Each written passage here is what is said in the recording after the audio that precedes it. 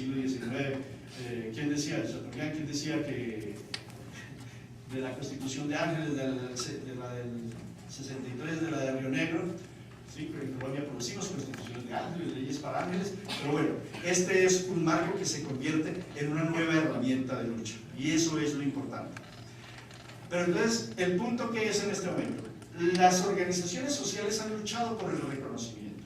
Ahora ese reconocimiento está y define un gran aparato administrativo para la reparación.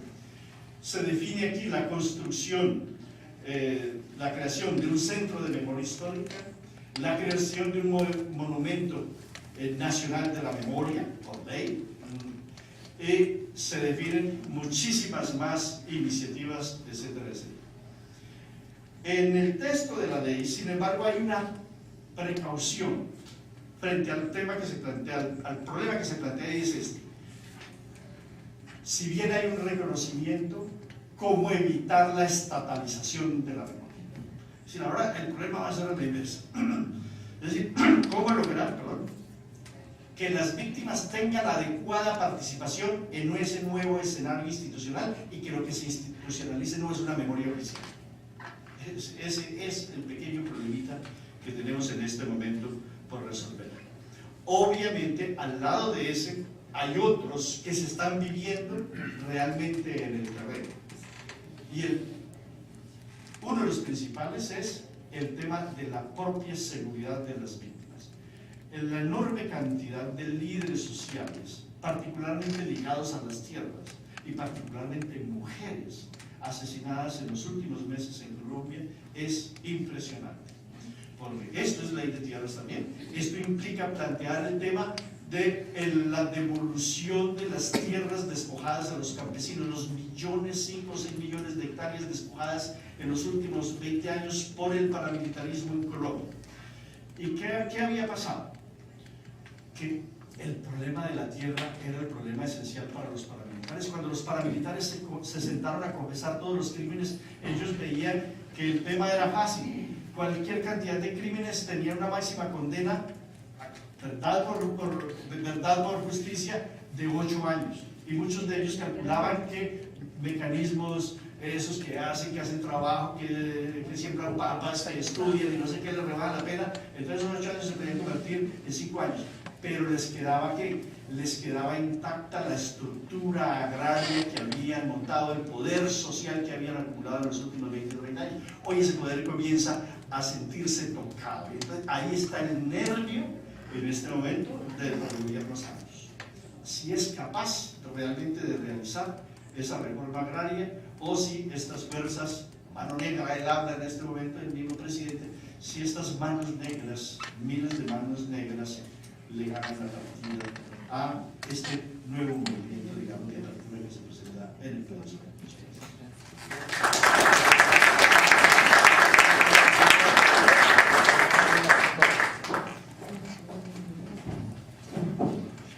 Muchas gracias.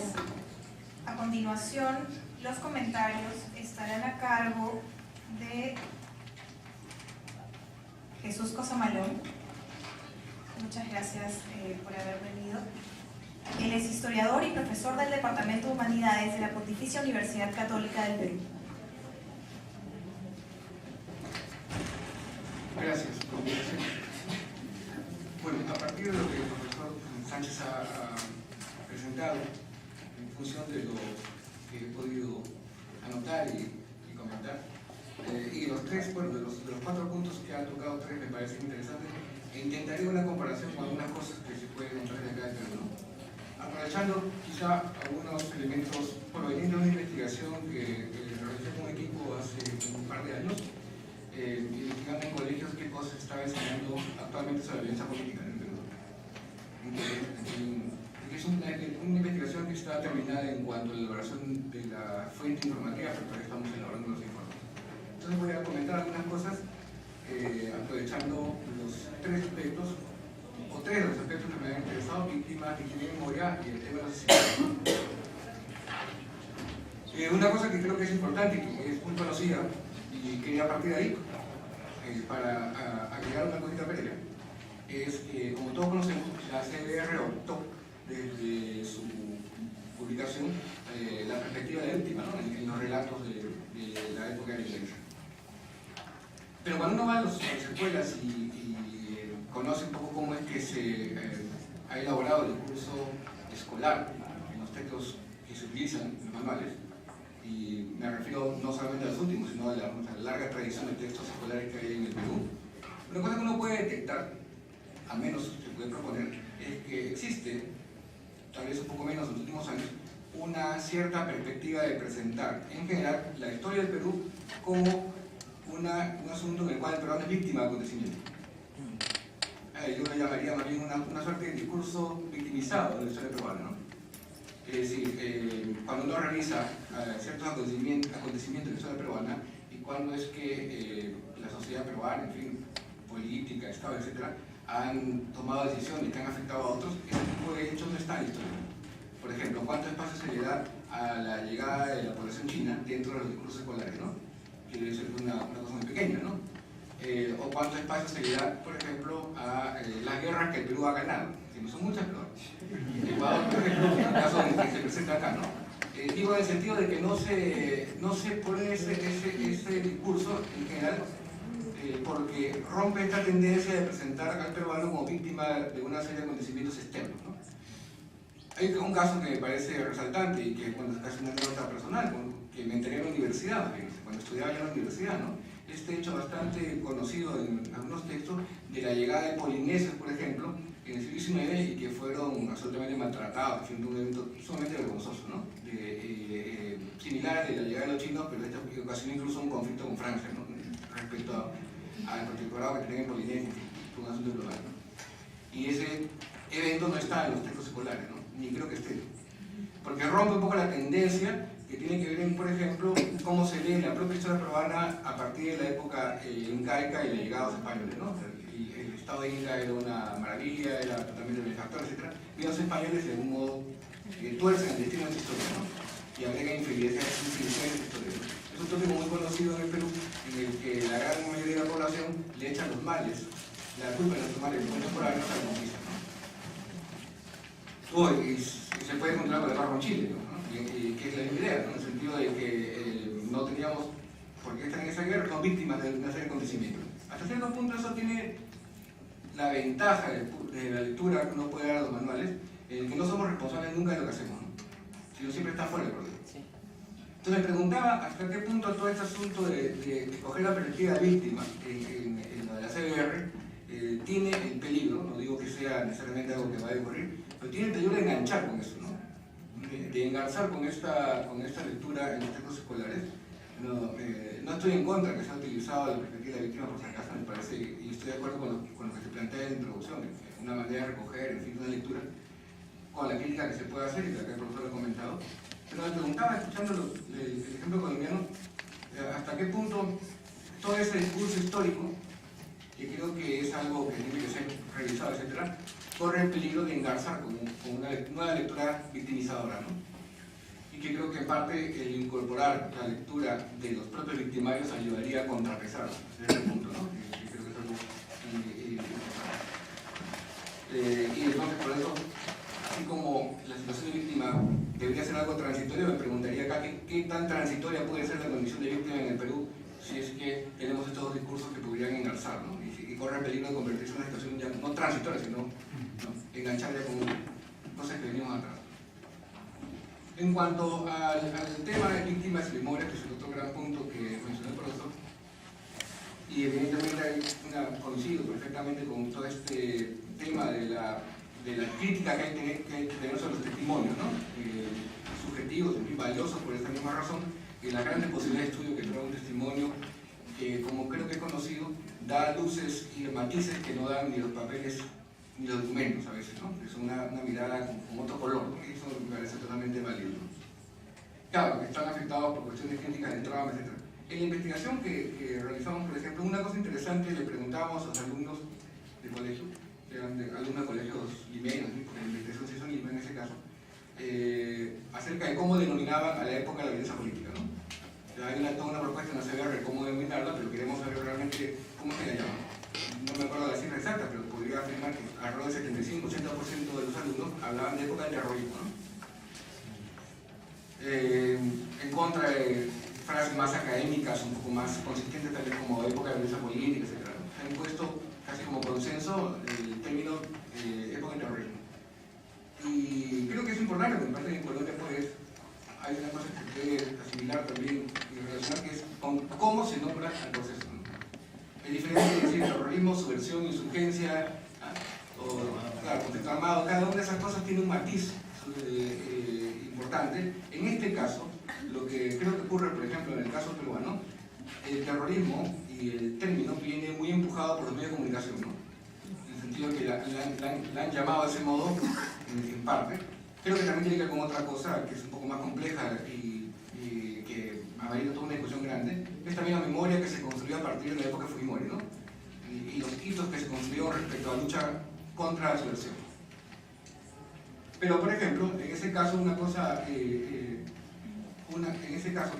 importante es que cuando se menciona terrorismo, un hecho que debe ahí señalarse es que se hace alusión, en este caso, a casi fenómenos urbanos, básicamente. Porque cuando uno le pregunta qué asocian el terrorismo, es evidentemente algo que sale muy rápido, tarata. Entonces la memoria que se construye está en función de hitos que son fundamentalmente urbanos. Pocos se recuerdan eventos rurales, digamos. Claro, hay la limitación de que esta investigación se hizo en Lima, evidentemente, y entonces eso tampoco es representativo de todo el país, eso es cierto. Pero, de algún modo, eso señalaba una pista, ¿no? De a dónde iba el problema, ¿no? Y con qué palabras se denomina todo esto. El segundo punto que quería mencionar con este asunto de víctimas de memoria tiene que ver con el tema de las generaciones.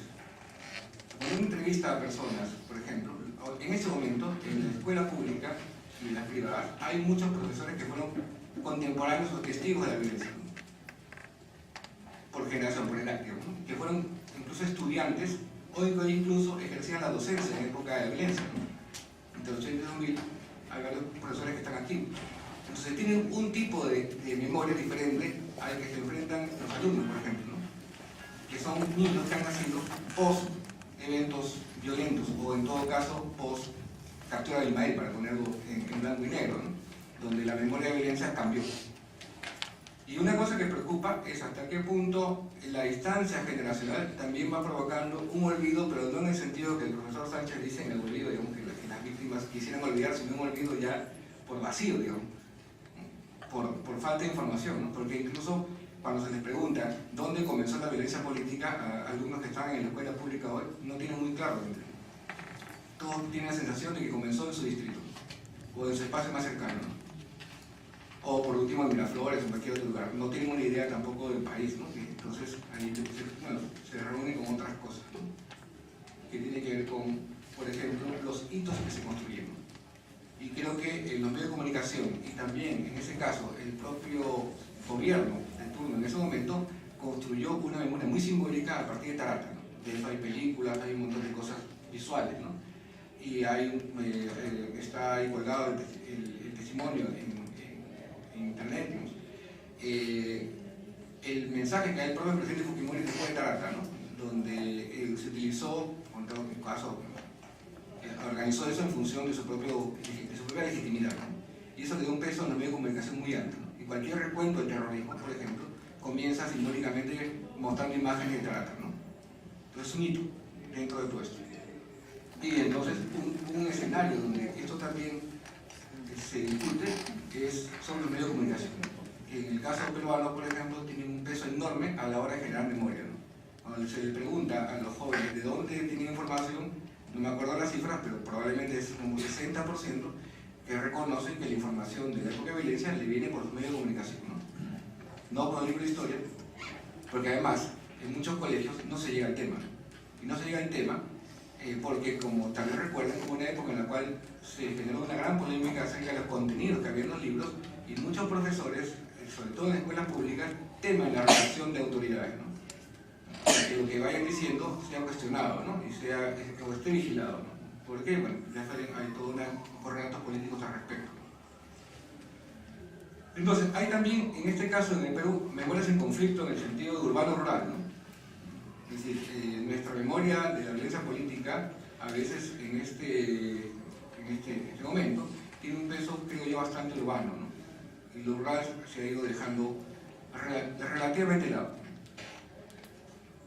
Sí me parece interesante, por ejemplo, otro aspecto similar, ¿no? Así como en Colombia, recién con la ley, aparentemente, según lo que ha comentado el profesor, se reconoce la existencia de un conflicto armado, ocurre algo parecido, creo, con un tema en el caso de la violencia política en el Perú, ¿no? Bueno, aparte de que el término violencia política se crea, se propone a partir de la Comisión y recién está entrando al libro de historia como tema, ¿no?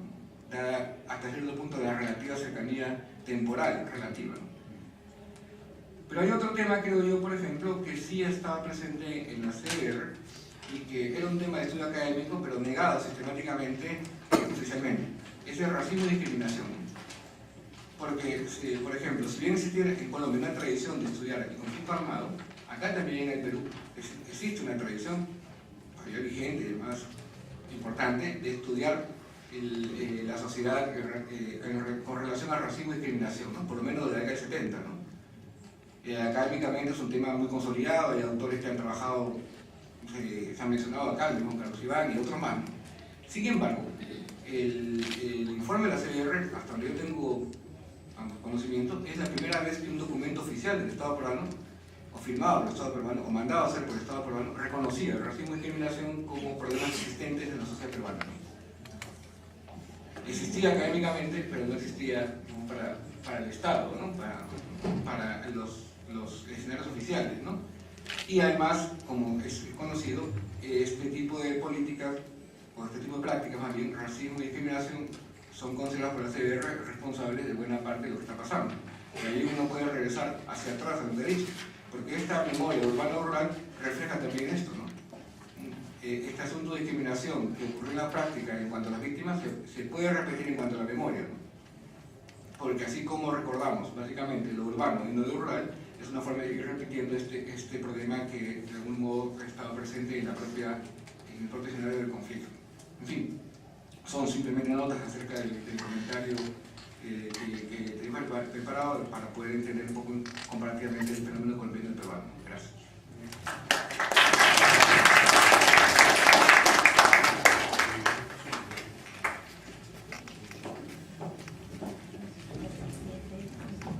Pasando ya a la última parte de esta mesa, invitamos a Rolando Rojas a realizar su exposición. Él es historiador por la Universidad Nacional Mayor de San Marcos e investigador del Instituto de Estudios Peruanos. Adelante, por favor. Bueno, primero para agradecer por la invitación. Al principio dudé un poco de aceptarla porque es un tema que los historiadores solemos, como decía Eduardo hace unos momentos, solemos evadir un poco, pero dada la importancia y el tema, creo que había que empezar a encararlo. Bueno, yo tengo una aproximación un poco indirecta del tema, pero aquí lo que quisiera plantear básicamente son tres cosas. Creo que la historia y la memoria de la violencia de los 80, creo que se ha construido en base, o se ha concentrado en el Sendero, y creo que habría que empezar a expandir nuestra mirada, habría que empezar a expandir nuestro acercamiento a la violencia de los 80, y a mí me parece que por lo menos habría que empezar a expandirla desde tres perspectivas o desde tres ángulos. Una primera perspectiva es tratar de verlo en un horizonte temporal, tratar de verlo como parte de... En los últimos 20 años por el paramilitarismo en Colombia. ¿Y qué había pasado? Que el problema de la tierra era el problema esencial para los paramilitares. Cuando los paramilitares se sentaron a confesar todos los crímenes, ellos veían que el tema era fácil. Cualquier cantidad de crímenes tenía una máxima condena verdad por justicia, de 8 años. Y muchos de ellos calculaban que mecanismos esos que hacen trabajo, que siembran papas, que estudian y no sé qué, les rebajan la pena, entonces esos 8 años se podían convertir en 5 años. Pero les quedaba intacta la estructura agraria que habían montado, el poder social que habían acumulado en los últimos 20 o 30 años. Hoy ese poder comienza a sentirse tocado. Entonces, ahí está el nervio en este momento de los gobiernos sanos. Si es capaz realmente de realizar esa reforma agraria, o si estas fuerzas, mano negra, él habla en este momento, el mismo presidente, si estas manos negras, miles de manos negras, le ganan la partida a este nuevo movimiento, digamos, de apertura que se presenta en el país.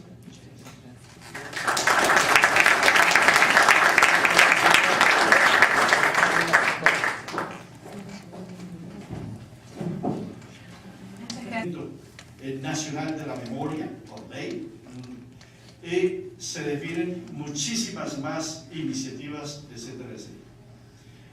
En el texto de la ley, sin embargo, hay una precaución frente al tema que se plantea, al problema que se plantea, y es este.